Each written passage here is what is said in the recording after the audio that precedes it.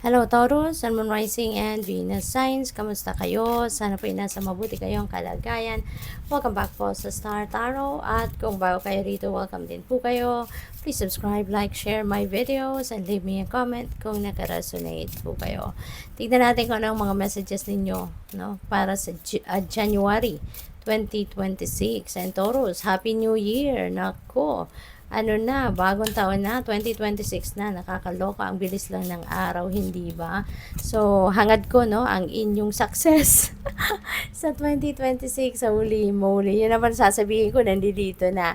So, hangad ko ang inyong tagumpay, sa kung ano man ang inyong ginagawa or gagawin this 2026, at sana'y kayo maging puno, no, na at siksik liglig umaapaw na biyaya, no, kasama na ang magandang pangangatawan, good health, good fortune.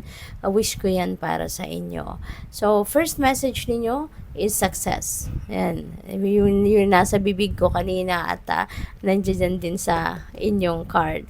So meron ditong mga tagumpay na makakamit kayo, at maaari hindi lang iisang tagumpay ang makakamit ninyo sa buwan ng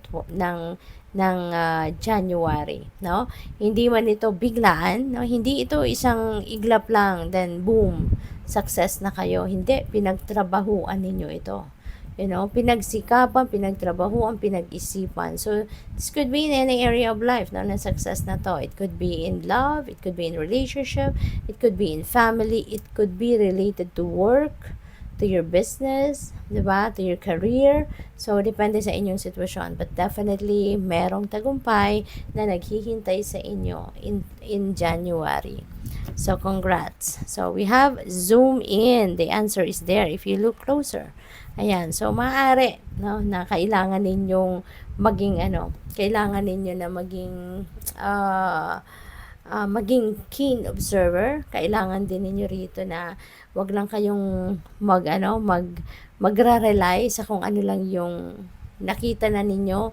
Alam mo yun, yung panandali ang tingin, kasi you really need to dig deeper into something. Now, kailangan ninyo, you need to look closer para mas makita ninyo yung detalye. Katulad lang din ng tao, 'di ba? Kung meron kayong kunyari, bagong taong nakilala, no? And nakikipagkaibigan sa iyo, 'di ba? So wag agad bibigay, wag agad magtitiwala, no? Wag agad magbibigay ng 100% na tiwala. You really need to talk to the person. Kailangan mong kilalanin ang tao, 'di ba? Bago ka magbigay ng 100% na tiwala mo. Kasi marami ng mambubudol sa mundo, marami ng manloloko sa mundo, 'di ba? Kaya wag na nating hayaan, no, na kunyari mambubudol talaga ang makikilala mo. Wag na nating hayaan mag-prosper siya, 'di ba? Sa plano niyang kung ano man sa iyo. Kaya ganun din ito. Now, you need to look closer. Okay? You need to look closer. You need to be aware, and kailangan mo maging attentive ka, no, sa details, no.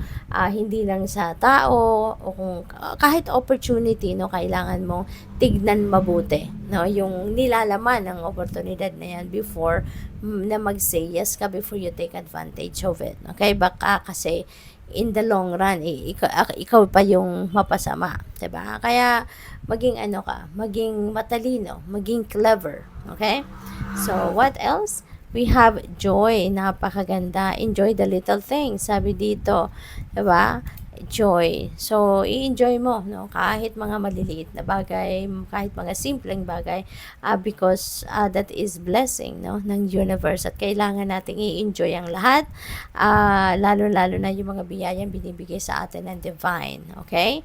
So, kahit mga simpleng bagay, no, when you are focusing on what is happening right before your eyes, kapag maa-appreciate mo yan, kahit simpleng bagay lang yan, kahit maliit na bagay yan, when you are enjoying it, when you are paying attention to it, kapag pinapansin mo yan kahit maliit na bagay, ma-appreciate mo kung ano man ang mag-unfold sa buhay ninyo right before your eyes. Okay?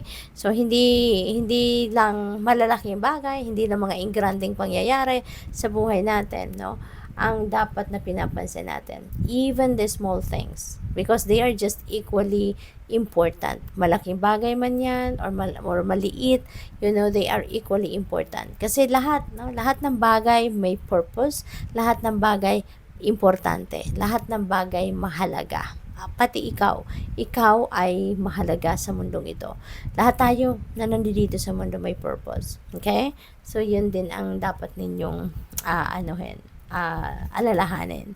So, we also have eccentric person. Ayan, a person with a different worldview. So, siguro, po pwedeng ikaw ito or po pwedeng ito yung mamimit mong bagong tao. No? Baka you are going to meet a new person, no, na very eccentric siya. 'Di ba? Yung kakaiba, no? Yung super unique, no? Super unique, merong sariling mundo, merong sariling parang hindi kung kunyari you're having a conversation with that kind of person, parang hindi nagtatama yung mga ninyo, yung mga opinion ninyo. Kasi maaring ikaw very very simple, very realistic, no? At itong taong ito baka opposite, no, ng kung ano ka at kung sino ka, no? Kaya kailangan mo dito ng pasensya, kailangan mo dito ng understanding, 'di ba? And ka din naman very down to earth ka naman. Kaya hindi ka rin dito yung parang hindi, alam mo 'yon, yung okay lang, 'di ba? Yung kung ano sinasabi niya, okay lang. 'Di ba? Yung parang ngingiti ka pa rin kahit siguro nabibisit ka na kasi hindi mo nagigets ang sinasabi niya. Okay ka pa rin, no? Ganon si Taurus. Mahaba din naman ang pasensya ninyo, 'di ba? Kaya maaring yan ay matitesting, no, sa ngayon with that new person na maaari ninyong makilala. So, tingnan natin kung ano pa. We have 3 of air. Ayan. So, maaari ang iba sa inyo na dumaan sa sitwasyon na nasaktan kayo, nahirapan kayo, hindi lang physically, baka emotionally and mentally din. Ang iba sa inyo maybe is in sorrow, no? Nalulungkot, nasaktan, at baka hindi pa kayo nakakarating doon sa pag-move on, no? Maaring you're still trying to heal, baka nandoon pa rin kayo sa healing process. At ang maganda rin dito, kahit kung nasa healing process na kayo, ibig sabihin na kapag forgive na kayo, 'di ba? Kaya unti-unti, babangon ka na din. Unti-unti makakawala ka na din. Mau-overcome mo na din, no? Yung sorrow na to, yung pain na to, yung masakit na nararamdaman ninyo, no? And with the help of the angels, no? Merong mga angels dito behind you. They are going to help you, no? Na malagpasan mo kung ano man yung sorrow, yung sama ng loob, 'di ba? Na pinagdaanan ninyo. Okay? Kaya eventually, no, siguro marirealize niyo or mararamdaman din niyo na magaan, no? Magaan na yung inyong pakiramdam. We also have renewal. Wow. So this is a time for rebirth. No? This is a time for rebirth. This is a time wherein you're going to give yourself an opportunity for change. At magbabago na dito ang inyong sitwasyon. Maaring related ito na renewal na to dito. Po pwedeng tuluyan ka na ngang makabangon, tuluyan ka na ngang makapag-move on from heartache, from heartbreak and sorrow na pinagdaanan mo rito, no? So sa ngayon, baka magkakaroon, no, ng maraming oras si Taurus para mag-reflect, para mag self-evaluate, no, magnilay-nilay, magmuni-muni, no, para ma-reassess mo ano na ang nangyayari sa buhay mo, what have happened, no, sa buhay mo, ano na ngayon yung gagawin mo, what is next for you, diba, what your plans are, yung mga ganon. So siguro ngayon mapapag-isip-isip mo, this is the path that I'm treading in 2026. So makakapag-isip-isip ka dito, no? And you will be ready, no, to embrace a new beginning. Handa ka, kaya nga may renewal tayo kasi handa ka ng magbago, handa ka ng lumakad sa bagong path sa buhay mo, yung ganon. So congrats. So what else? We have 2 of water. Wow, napakaganda kasi this is partnership. This is partnership in love, partnership in friendship, po pwede rin dito na partnership ito in a project, baka mayroon kayong kakolaborate, po pwedeng yung magiging kakolaborate mo sa isang proyekto or isang negosyo or enterprise, maybe someone that you love, diba? Or maaring yung kaibigan mo, diba? Po pwede rin ganun. This could be new love and romantic relationship for others of you, Taurus, no? Baka meron kayong papasuking bagong love and romantic relationship if you are still single, lalong-lalo na you are going to commit, no, with someone dito in love. Maaari din na kung kayo ay siguro na sa isang relasyon, tapos baka nagkaroon kayo ng pag-aaway, nagkaroon ng hindi pagkakaintindihan ng inyong person, maybe now is the time that you are also going to reconcile. Maybe this is the time that magkakapatawaran na, diba? At marirealize ninyo na hindi mo pala kayang mawala yung taong ito sa buhay mo. Kaya maaari ikaw na din ang magpapakumbaba, no? At baka ikaw ay mag-apologize kung ikaw yung kailangan mag-apologize, or baka yung taong yon, na yung person mo ang mag-apologize sa iyo. So kaya merong reconciliation, merong pagbabalikan, merong pagkakapatawaran. So good luck. So what else? We have star. Wow, napakaganda nito na star. You know, ito'y gagamitin ng universe, no? Yung liwanag ng star na to para magabayan ka kung saan ka dapat mapunta.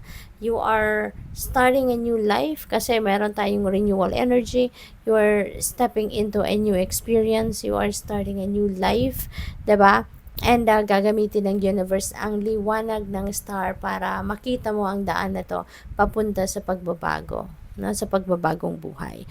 And you will be inspired, no? Bit mo rito sa pagbabagong buhay mo yung faith, yung inspiration, yung hope, yung optimism, no? Kaya good luck sa'yo. And this is also a time that you will be very happy kasi wish fulfillment energy si star, no? So merong fulfillment dito of your wishes, of your goals, of your dreams na mangyayari. Kaya napaka-exciting nito. So good luck.